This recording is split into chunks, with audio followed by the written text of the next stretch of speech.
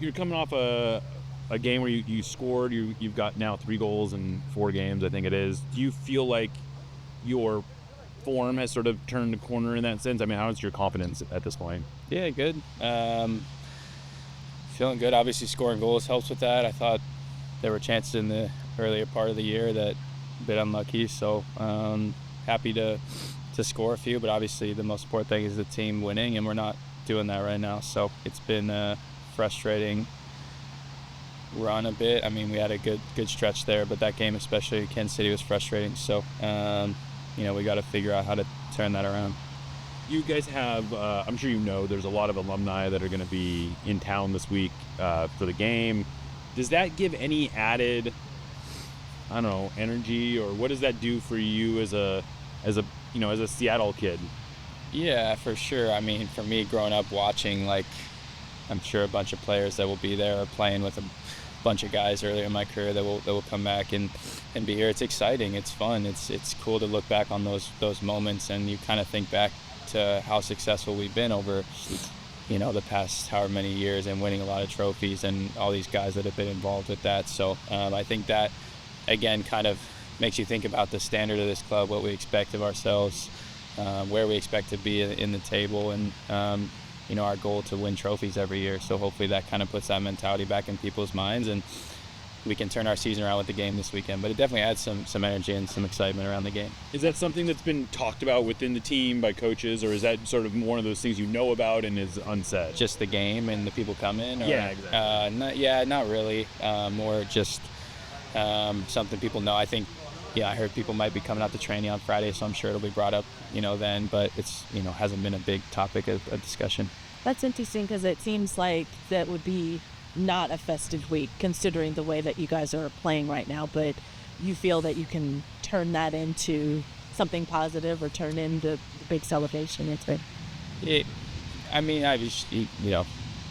don't know. I think trying to draw off the energy of it maybe was kind of what I was talking about. I don't think anyone's thinking about it too much. The results, or the focus is more on the game and how we can get a result. So that's, again, it hasn't been talked about too much within the group. Yeah. So then how are you this week? As far as the way that you guys are, it kind of feels like you're stuck a little bit. How do you feel about where you guys are at? Yeah, again, like I said, it's frustrating. It's we keep giving up leads, giving up results, where we feel like if you look back at our season, we could easily have 6, 8, maybe, 10 more points or whatever, which everything would look different. So it's frustrating in that sense. We need to figure out how, when we go up a goal, to score the next one or close games out. I know that's been a topic of discussion and something we've worked on, but again, we've been in this position before. We were halfway through the season. You look back at 2016, we went on to win MLS Cup, and so everything's still to play for. We obviously have to turn our home form around, and that starts with the game this weekend. We know the fans are frustrated, and we want to come out and have a good performance. As players, and just generally speaking, does it become harder to just trust the concepts, trust the system, when kind of the same repetitive mistakes continue to happen, whether it's lack of goal at times, not able to finish games, close them down, or do you just double down on what you've been kind of working on? Yeah, I mean, you have to buy in when there's that, when you have kind of just that disjointed nature within the group, it's not going to help anything, right? So we all need to be sticking together, sticking to the game plan, what we think is going to help us win games. And as a group, we have to come together on the field. And, obviously a lot of that comes from the top, comes from the coaches, but we have to buy into that, of course, and we have to go out and execute. And, so I think, like you said, you kind of double down on it and try to do your best that you can on the field to get results. But, you can't have that kind of disjointed nature within the group. It's only going to make things worse. Does it feel like the coaching staff does enough on like the mental aspect to make sure that you guys are bought in, that you guys are maybe not getting yourselves too low and they're losing times? Or is that something that you guys, as a collective group of teammates, just keep yourselves up? I think they do a good job, and I think we're a really close group. We have a really tight locker room. That's not the issue at all. I think I know body language has been talked about a lot, but it's professional sports. We want to win. We of course we're going to be fresher on the field when things aren't going well, and so I don't think that's too much of an issue. It's more just trying to fix the mistakes that we're having on the field, and but yeah, it's not an issue in the locker. The guys we bought in, mentally strong, like ready to play. We're excited about the second half of the season, like I mentioned, and it's a really close group. So it's natural to be frustrated in moments like this, but we got to find a way to turn that into something positive. Minnesota is a tough team. A lot of players behind the ball. They're defensively hard to break down. What are the keys to do that and get a good result? Yeah, obviously, new coach. Haven't played against them since he's been there, and they're having a great season.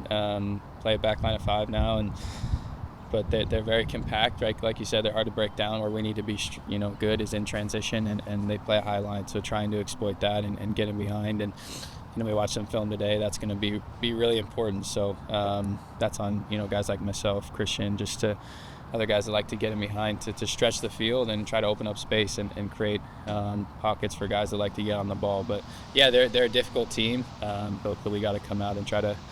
I think those transition moments will be really, really important against them, because when they get set, like you said, it's hard to break them down. But when they're opened up, that's when you can kind of transition on them and hopefully score some goals.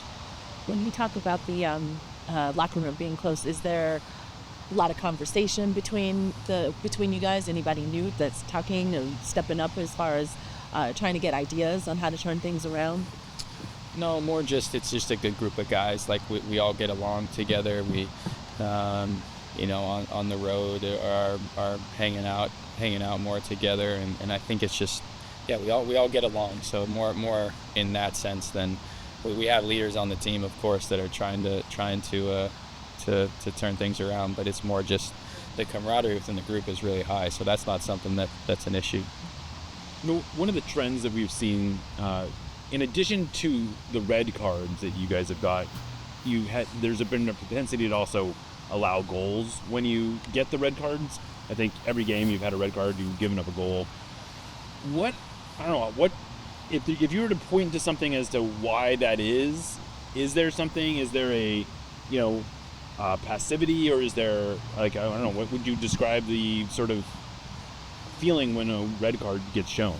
Yeah, it's hard not to be passive when you get a red card. It's hard to press with 10 guys and leave yourself stretched, especially, I'm trying to think back on the games, but we're usually either tied or maybe winning when we get red cards, right? So we just try to hold out the rest of the game, which is really difficult. And but yeah, I guess you could look at the DC game as an example. We got a red card, and then in the second half we came out and we're on the front foot and we created a bunch of opportunities. So yeah, I don't know. I think the natural thing is to be passive, especially when you're winning a game, and kind of sit behind the ball. But in a place like Kansas City, where you put so much effort into the game, it's hot, you're tired, and then you get a red card. I think it's just difficult to hold out at the end of the games, and so it's always that's just something we're shooting ourselves in the foot with getting all these red cards. So we got to obviously stop that. But I think the natural thing is to become passive when that happens, and then you get, like we talked about before, they just keep pressing. Eventually they're going to score. So